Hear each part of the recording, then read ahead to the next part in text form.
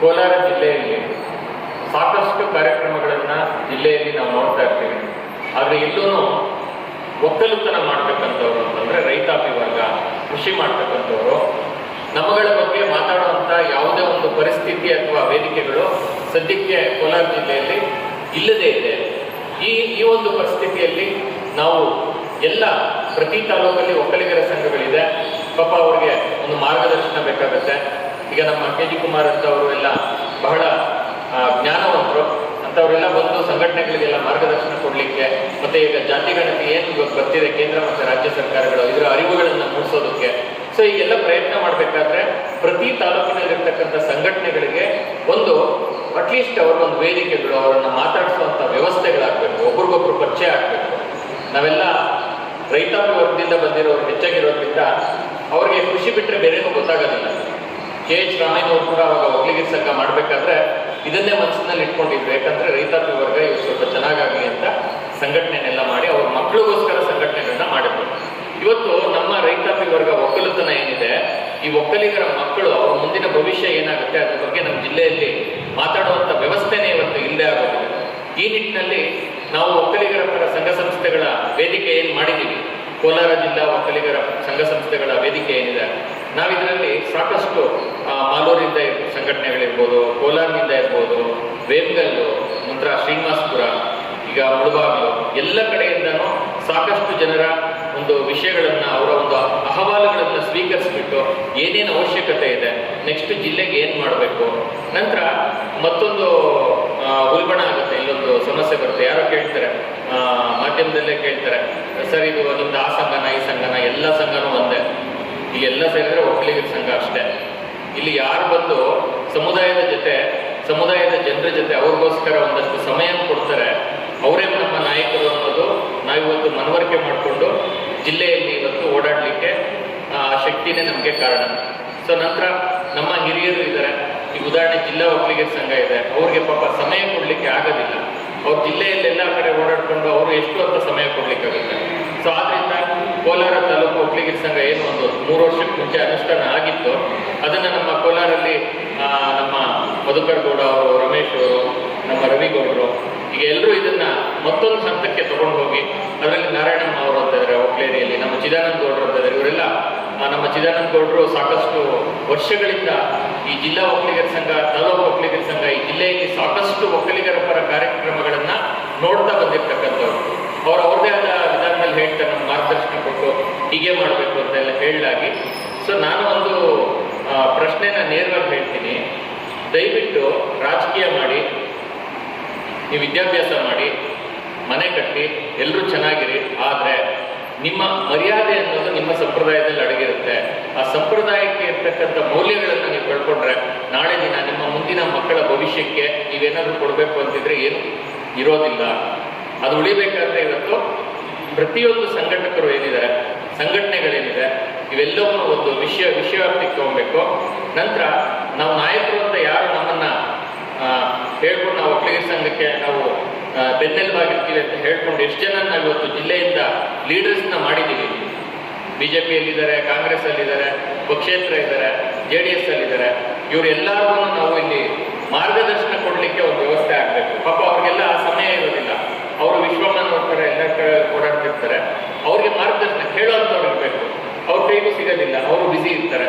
So ಅಂಥವ್ರಿಗೆ ವಿಷಯಗಳನ್ನು ಮುಟ್ಟಿಸ್ಲಿಕ್ಕೆ ನಮ್ಮ ಒಕ್ಕಲಿಗರ ಸಂಘ ಸಂಸ್ಥೆಗಳ ವೇದಿಕೆ ಏನಿದೆ ಇದು ಪ್ರಯತ್ನ ಮಾಡುತ್ತೆ. ಮತ್ತು ಎಲ್ಲ ಸಂಘಟನೆಗಳೇನಿದೆ ಪ್ರತಿ ತಾಲೂಕಲ್ಲಿ, ಎಲ್ಲ ತಾಲೂಕುಗಳಲ್ಲಿ ಇವತ್ತು ನಾಯಕತ್ವ ಬೇಕಿದೆ. ಯುವಕರನ್ನ ನಾಯಕರನ್ನಾಗಿ ಮಾಡುವಂಥ ವ್ಯವಸ್ಥೆ ಇವತ್ತು ನಾವು ಮಾಡಬೇಕಾಗಿದೆ. ಯಾಕೆ ಅಂತಂದರೆ, ಕೋಲಾರ ಒಂದು ಎಕ್ಸಾಂಪಲ್ ತಗೊಂಡು ಹೇಳ್ತೀನಿ. ಕೋಲಾರಲ್ಲಿ ನಾನು ತುಂಬ ಕಡಿಮೆ ಅಂತಲೇ ಹೇಳ್ತೀನಿ, 1 ಲಕ್ಷ ಜನ ಒಕ್ಕಲಿಗರಿರ್ತಾರೆ ಅಂತ ಅಂದ್ಕೊಳ್ಳೋಣ. 1 ಲಕ್ಷ ಜನ ಒಕ್ಕಲಿಗರನ್ನ ಮಾತಾಡ್ಸೋದಕ್ಕೆ ಎಷ್ಟು ಜನ ನಾಯಕರಿಂದ ಸಾಧ್ಯ? 10 ಜನ ಇದ್ರೆ ಆಗುತ್ತಾ?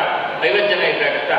ಅಥವಾ 10 ಜನ ಇದ್ರೆ 1 ವರ್ಷದಲ್ಲಿ ಎಷ್ಟು ಜನ ಬಡವರಲ್ಲಿದ್ದಾರೆ, ಅವ್ರಿಗೇನು ಸಮಸ್ಯೆ ಇದೆ, ಪಾಪ ಅವರೆಲ್ಲ ಕೃಷಿ ಮಾಡ್ತಾ ಇರೋರು, ಅವ್ರನ್ನ ಮಾತಾಡ್ಸೋಕ್ಕೆ ಒಂದು ವ್ಯವಸ್ಥೆ ಆಗಬೇಕು.